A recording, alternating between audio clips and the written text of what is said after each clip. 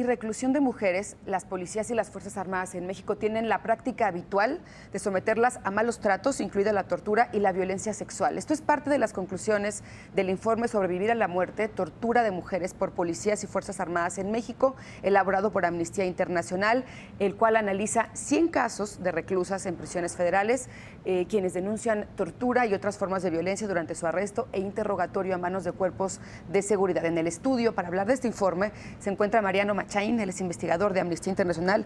Mariano, gracias por estar aquí esta noche. Gracias a ti. Mariano, pues ustedes lo dicen claramente, son escandalosos los datos que ustedes documentan en este informe.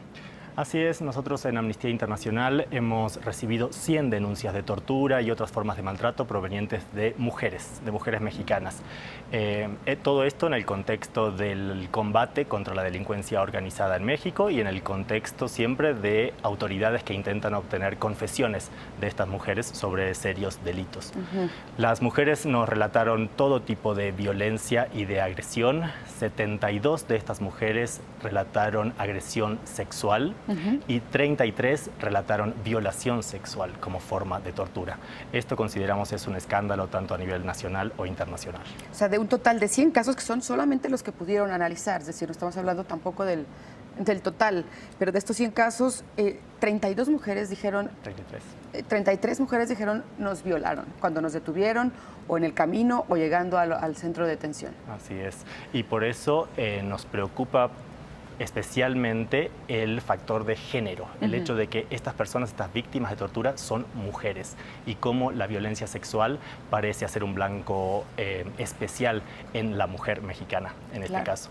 Es también de gran preocupación que estos casos permanecen en la impunidad. Los torturadores permanecen en las calles, las mujeres torturadas permanecen en prisión, en una prisión preventiva o algunas condenadas en gran medida por una confesión obtenida por esta tortura. Y lo veíamos en el video que poníamos antes de comenzar la entrevista. En realidad, cuando le preguntan ustedes a una mujer cualquiera cuál es su mayor temor si es que fuera detenida, en todos los casos las mujeres responden: tenemos miedo de que nos violen, miedo de que nos acusen de un delito que no cometimos, que nos torturen. Así está. Así es. Hay un verdadero temor en la población mexicana acerca del maltrato, incluso de la tortura, en el momento de ser arrestados, detenidos por autoridades en México, ya sea Policía Estatal, Policía Municipal, Policía Federal, Fuerzas Armadas, Ejército, Marina, pero esto se vuelve todavía más choqueante cuando recibimos estas 100 denuncias de mujeres que no dicen que estoy en peligro o tengo miedo de ser torturada, sino fui torturada, fui violada. Mariana, tenemos el testimonio de una mujer que queremos presentarlo para que sigamos comentando contigo. Es Yesenia Armenta, un caso pues que ha sido pues muy mencionado y que es justamente simbólico de todo esto que estamos platicando. Vamos a verlo para seguir platicando contigo. Después de muchas horas de tortura, a mí ya me habían violado. Yo firmé aún vendada, jamás leí lo que yo firmé. Bueno, es solo un pedazo, pero el Yesenia Armenta hace poco que recuperó la libertad, la acusaron injustamente de haber asesinado a su pareja y la obligaron a autoinculparse, sufrió tortura y sufrió violencia sexual. Así es, y a través de esa tortura, incluyendo violación sexual, obtuvieron una confesión en la que ella decía estar involucrada en un homicidio. Purgó 4 años de prisión preventiva, 4 años alejada de su familia, 4 años que le destruyeron la vida y fue absuelta por un juez local en Sinaloa a principios de este mes, quien encontró que no existen pruebas en su contra, que la única prueba es una confesión obtenida por tortura, por lo tanto es inadmisible. Esto es una buena noticia para Yesenia Armenta y esperamos que se repita, pero la realidad que vemos en el sistema de justicia en México es que tantas mujeres siguen en una prisión preventiva o incluso llegan a una sentencia a partir de evidencia que ha sido obtenida por tortura. Ahora, Mariano, explícanos, porque también hemos hablado mucho de que la práctica de la tortura en general en México es un tema muy preocupante, así lo han dicho organismos internacionales, cuando cualquier persona, sea hombre o mujer, es detenido. Pero, ¿cuál es la diferencia cuando se trata de mujeres, este tema de la violencia sexual, que es lo que diferencia, digamos, un caso de otro. Claro, así es. Nos parece, por todas las entrevistas que hemos hecho y todo el trabajo de campo, que la violencia sexual es mucho más común cuando se trata de una mujer detenida. Pero como tú dices, la tortura en general contra hombres y contra mujeres es generalizada en el país. Ustedes presentan este informe y hacen un llamado a las autoridades mexicanas. ¿A qué específicamente, Mariana? Sí, el gobierno mexicano, el gobierno federal, tiene oportunidades muy claras para comenzar a atender este flagelo.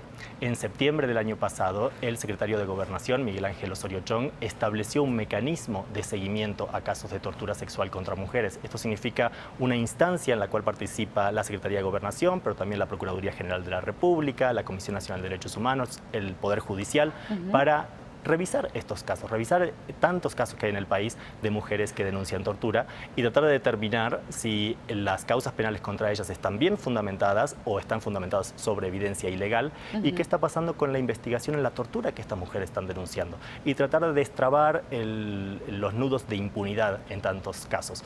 Lamentablemente este mecanismo, creado en septiembre del año pasado, auspiciado por la Secretaría de Gobernación, no se ha reunido ni una sola vez. Ni una sola vez. Ni una sola vez. No ha avanzado en ninguno de estos casos. El primer caso en la lista es el caso de una mujer de la Ciudad de México, Verónica Razo, que lleva 5 años detenida a la espera de una sentencia. También su acusación está motivada por evidencia obtenida por tortura. Es el primer caso que deberían haber revisado, lo deberían haber comenzado a revisar en septiembre del año pasado y no ha habido ni una reunión para ni siquiera un primer caso. Entonces, un primer llamado sería a la Secretaría de Gobernación, a la Procuraduría General de la República, que prioricen este tipo de mecanismo de revisión de casos de mujeres que sufrieron tortura y determinen quiénes son los responsables de la tortura y determinen si la acusación contra ellas es legítima o no. Ahora, es que son temas que a las autoridades les cuesta reconocer, es decir, les cuesta reconocer que son realidades, que está ahí, lo hemos visto con otros temas.